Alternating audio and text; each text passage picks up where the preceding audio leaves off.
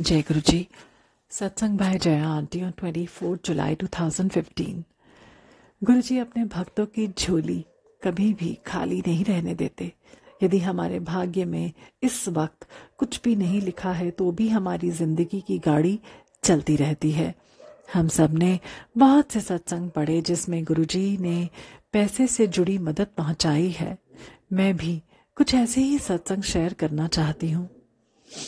गुरुजी हमें जादू करके वैसे नहीं देते, वो प्रैक्टिकल तरीके से ही देते हैं, पर हमें समझा देते हैं कि ये गुरुजी ने दिया है।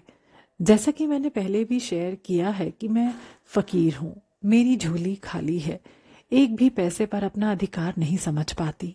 वहीं अपने को दुनिया का सबसे अमीर भी समझती हूँ, क्योंकि मुझे इतना समझ आता है कि जब भी मुझे जरूरत होगी गुरुजी का खजाना खुला है मेरे लिए। और ये सच भी है कि गुरुजी ने हर बार जब भी मैंने किसी की मदद करनी चाहिए मुझे पैसे दिए। तरीके तो हर बार नायाब ही होते हैं गुरुजी के, बस समझना पड़ता है कि ये गुरुजी की मेहर है।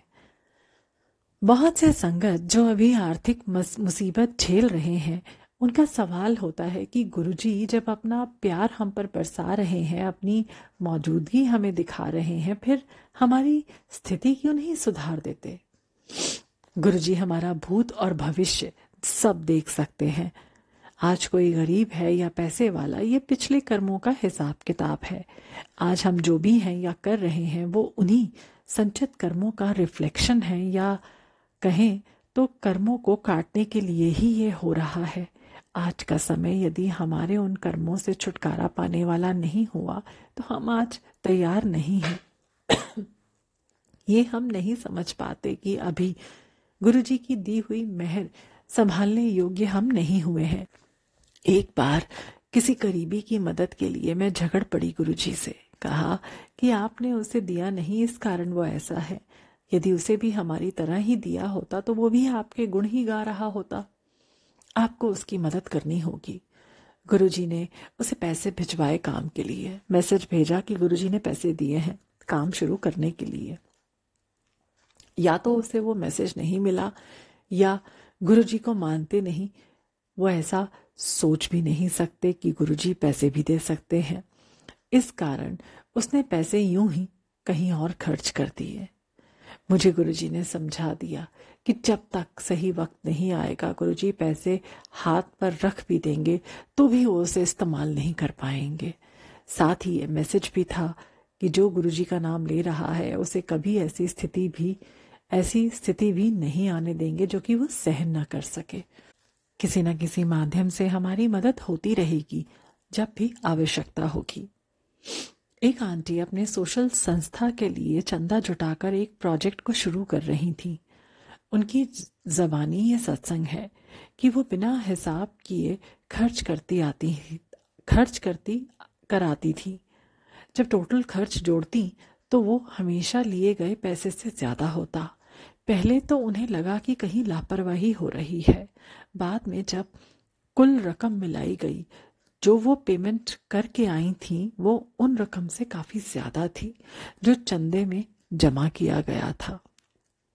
उन्हें गुरुजी की मेहर समझ आ गई जो उन गरीब परिवारों पर गुरुजी की हो रही थी, जो इस प्रोजेक्ट से लाभान्वित होने वाले थे, क्योंकि इन आंटी के घर में ऐसा कोई भी आय का स्रोत नहीं था जहां से पैसे आ सकते थे।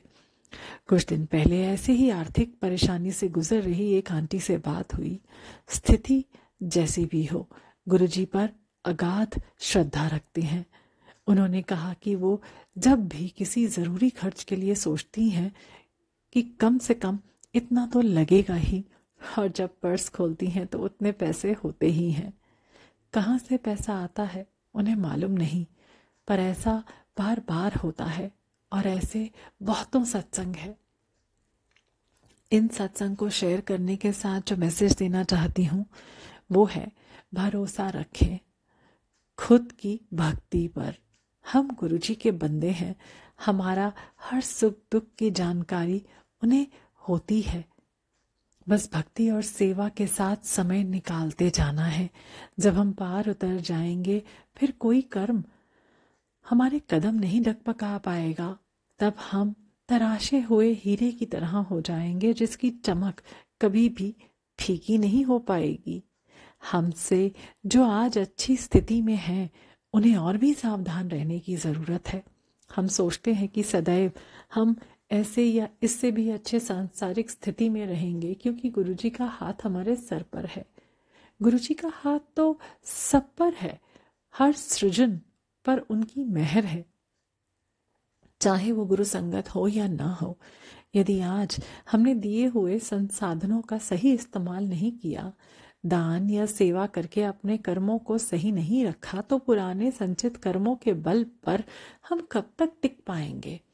जैसे ही वो खत्म हुए ऐसी जगह जाकर गिरेंगे कि दोबारा शायद मौका ना मिले संभलने का। हर बार गुरुजी की मेहर नहीं होती उठाने के लिए। मेरी बेटी को इंटर्नशिप के पैसे मिले। बच्ची बहुत खुश थी अपनी पहली कमाई से। मैंने पूछा, क्या करोगी इससे? उसने कहा, कुछ बहुत ही गरीब बच्चों को मैकडॉनल्ड्स ले जाकर खिलाना चाहती है। आज के बच्चे हैं, सोच पिज्जा बर्गर तक ही जाती है, पर जो तृप्ति वो देना चाहती थी कुछ ही बच्चों को, यह उसका गुरुजी को शुक्रिया करने का तरीका था। सबसे पहले वो गुरुजी को कुछ गिफ्ट देना चाहती थी। उसके हिसाब से मानवता को प्यार देना गुरुजी के लिए सबसे बड़ा गिफ्ट है।